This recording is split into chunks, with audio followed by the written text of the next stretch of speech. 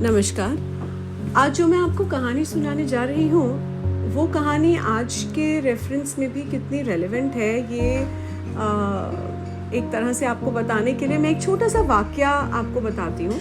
बहुत जगह पे पेड़ की छटाई के बारे में बात हो रही है और गवर्नमेंट मशीनरी को बार बार बोला जा रहा है कि पेड़ों की छटाई कर दीजिए, लेकिन एक डिपार्टमेंट से दूसरे डिपार्टमेंट, दूसरे से तीसरे, ऐसे वो ब्लेम गेम्स चल रहा है। तो ऐसे ही अभी कुछ दिन पहले एक बहुत ही हरा भरा पेड़ था, बहुत तेज़ आंधी तूफान आया। उस पेड़ के लिए बहुत दिनों से कहा जा रहा था कि इसकी छटाई करवा दीजिए। एमसीडी, हॉर्टिकल्चर एमसीडी, यही सब हो रहा था। तो वो पेड़ उस आंधी तूफान में गिर गया और वो गिर के उसके सामने एक घर था, उसकी बालकनी पे गिरा। वो बालकनी टूटी। उस टाइम शुक्र है कि उस बालकनी में कोई खड़ा नहीं था, नहीं तो बहुत ज़्यादा चोट भी लग सकती थी किसी को। सो बेसिकली मैं ये बताना चाह रही हूँ कि जो ये राइटर्स जो ये कहानियाँ लिखते थे, जो ये टॉपिक उठाते थे, वो आज करंट टाइम्स में भी इतना रेलेवेंट है।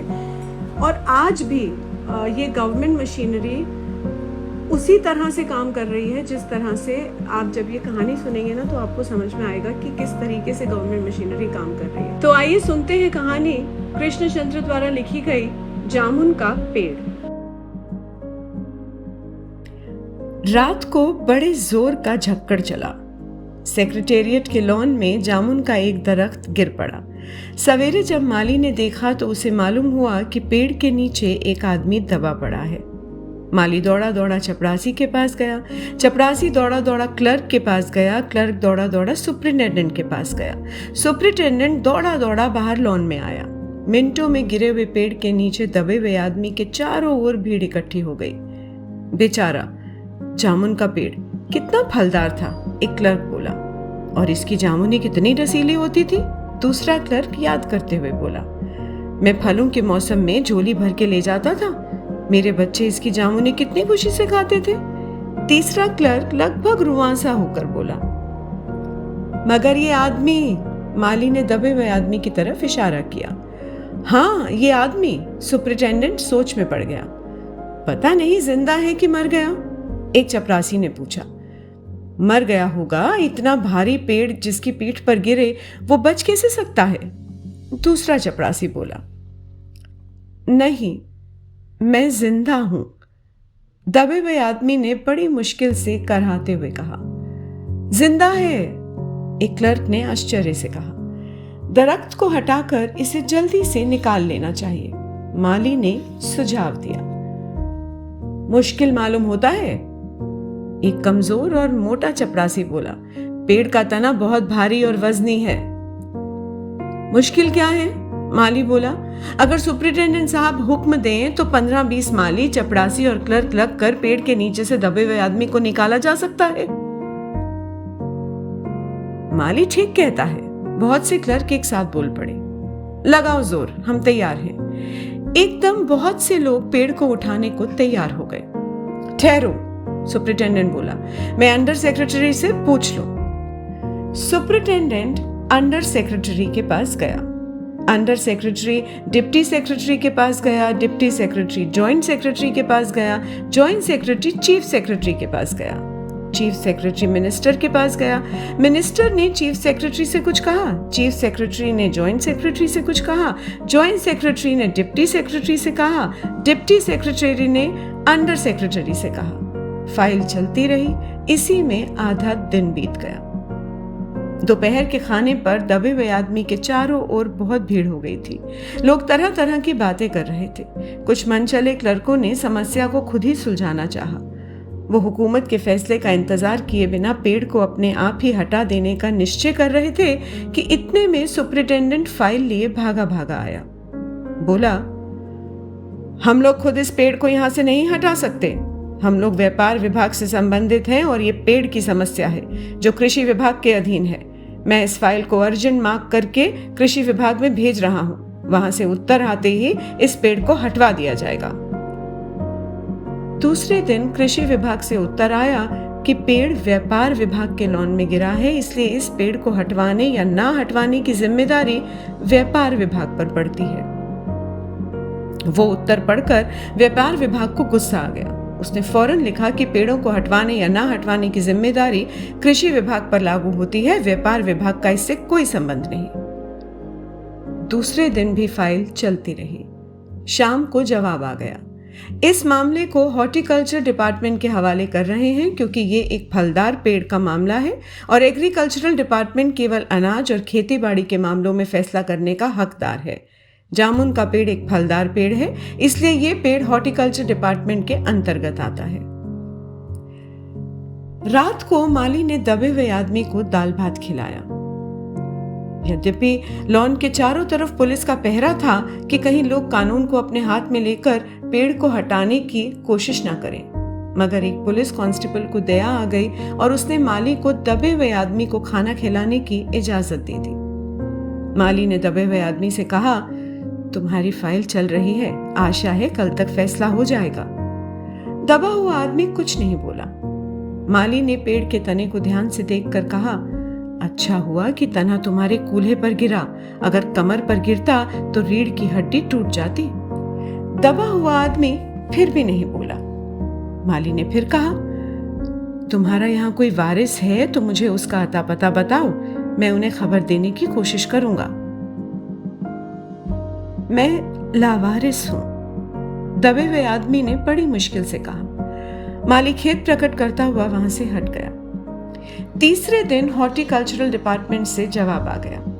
बड़ा कड़ा जवाब था और व्यंग्यपूर्ण। हॉर्टिकल्चर डिपार्टमेंट का सेक्रेटरी साहित्य प्रेमी आदमी जान पड़ता था।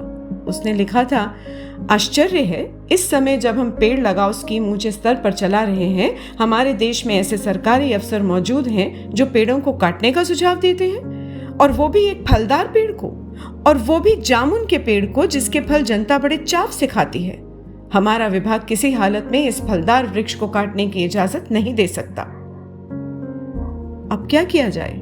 इस पर एक मनचले ने कहा, अगर पेड़ काटा नहीं जा सकता तो इस आदमी को ही काट कर निकाल लिया जाए। ये देखिए, उस आदमी ने इशारे से बताया, अगर इस आदमी को बिल्कुल बीच में से अर्थात धड़ से काटा जाए तो आधा आदमी इधर से निकल जाएगा और आधा उधर से बाहर आ जाएगा और पेड़ वहीं का वहीं रहेगा। मगर इस तरह से तो मैं मर जाऊंगा। दबे हुए आदमी ने आपत्ति प्रकट की। यह भी ठीक कहता है, एक क्लर्क बोला। आदमी को काटने वाली युक्ति प्रस्तुत करने वाले ने भरपूर विरोध किया। आप जानते नहीं हैं आजकल प्लास्टिक सर्जरी कितनी उन्नति कर चुकी है। मैं समझता हूं अगर इस आदमी को बीच में से काट कर निकाल लिया तो प्लास्टिक सर्जरी से धड़ के स्थान पर इस आदमी को फिर से जोड़ा जा सकता है। इस बार फाइल को मेडिकल डिपार्टमेंट में भेज दिया गया। मेडिकल डिपार्टमेंट ने फौरन एक्शन लिया और जिस दिन फाइल उनके विभाग में पहुंची उसके दूसरे ही दिन उन्होंने अपने विभाग का सबसे योग्य प्लास्टिक सर्जन छानबीन के भेज दिया। सर्जन ने दबे हुए आदमी को अच्छी तरह टटोल कर उसका स्वास्थ्य देखकर खून का दबाव देखा, नाड़ी की गति को परखा, दिल और फेफड़ों की जांच करके रिपोर्ट भेज दी कि इस आदमी का प्लास्टिक ऑपरेशन तो हो सकता है और ऑपरेशन सफल भी होगा, मगर आदमी मर जाएगा। इसलिए यह फैसला भी रद्द कर दिया गया। रात को माली ने दबे हुए आदमी के मुंह में खिचड़ी डालते हुए उसे बताया कि अब मामला ऊपर चला गया है। सुना है कि कल सेक्रेटेरिएट के सारे सेक्रेटरियों की मीटिंग होगी, उसमें तुम्हारा केस रखा जाएगा। उम्मीद है सब काम ठीक हो जाएगा। दबा हुआ आदमी एक आह भरकर धीरे से बोला, ये तो माना कि तगाफुल ना करोगे, लेकिन खाक हो जाएंगे हम तुमको खबर होने तक।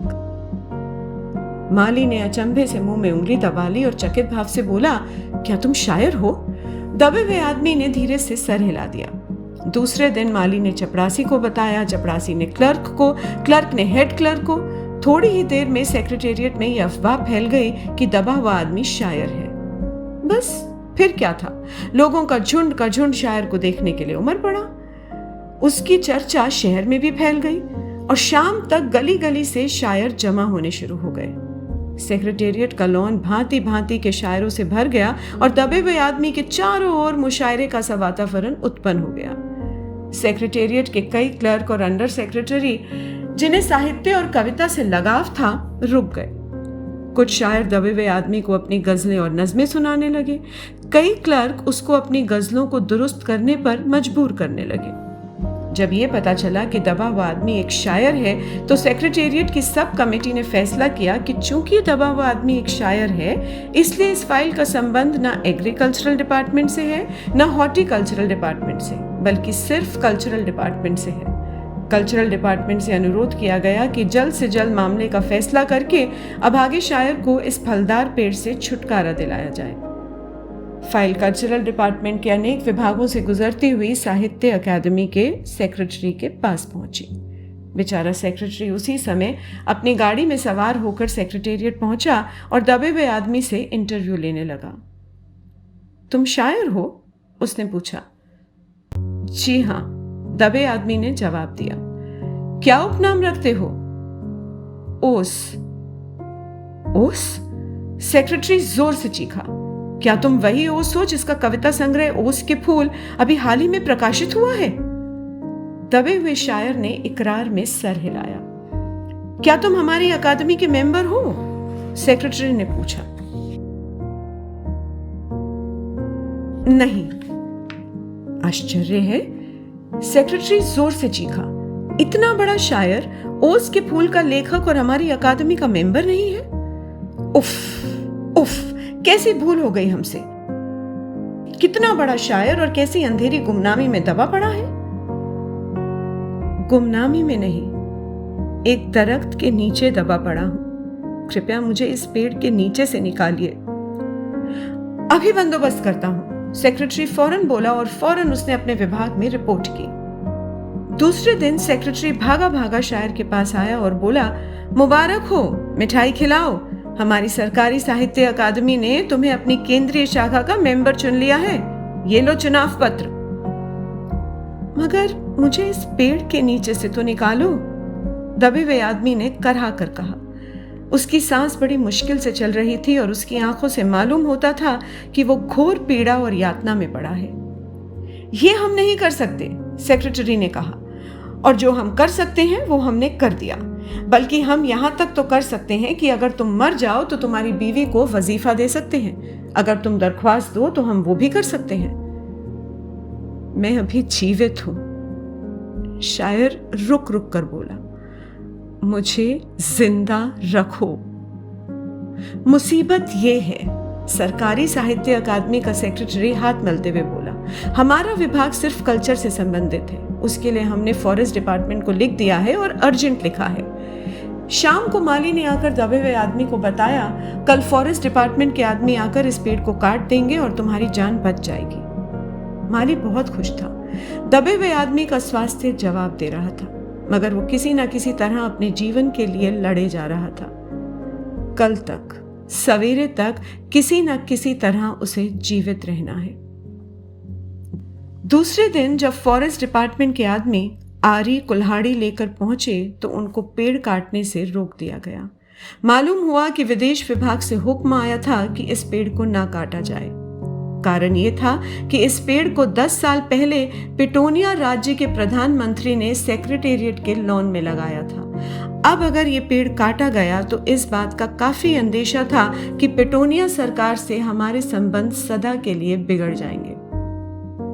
मगर एक आदमी की जान का सवाल है, एक क्लर्क चिल्लाया। दूसरी ओर 2 राज्यों के संबंधों का सवाल है, दूसरे क्लर्क ने पहले क्लर्क को समझाया।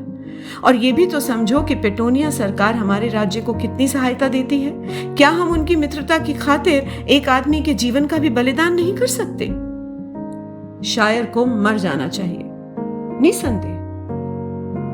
अंडर सेक्रेटरी ने सुपरिटेंडेंट को बताया, आज सवेरे प्रधानमंत्री दौरे से वापस आ गए हैं। आज 4 बजे विदेश विभाग इस पेड़ की फाइल उनके सामने पेश करेगा। जो वो फैसला देंगे वही सबको स्वीकार होगा। शाम के 5 बजे स्वयं सुपरिटेंडेंट शायर की फाइल लेकर उसके पास गया। सुनते हो? आते ही वो खुशी से फाइल को हिलाते हुए चिल्लाया, प्रधानमंत्री ने इस पेड़ को काटने का हुक्म दे दिया है और इस घटना की सारी अंतर्राष्ट्रीय जिम्मेदारी अपने सर पे ले ली है। कल ये पेड़ काट दिया जाएगा और तुम इस संकट से छुटकारा हासिल कर लोगे। सुनते हो? आज तुम्हारी फाइल मुकम्मल हो गई है।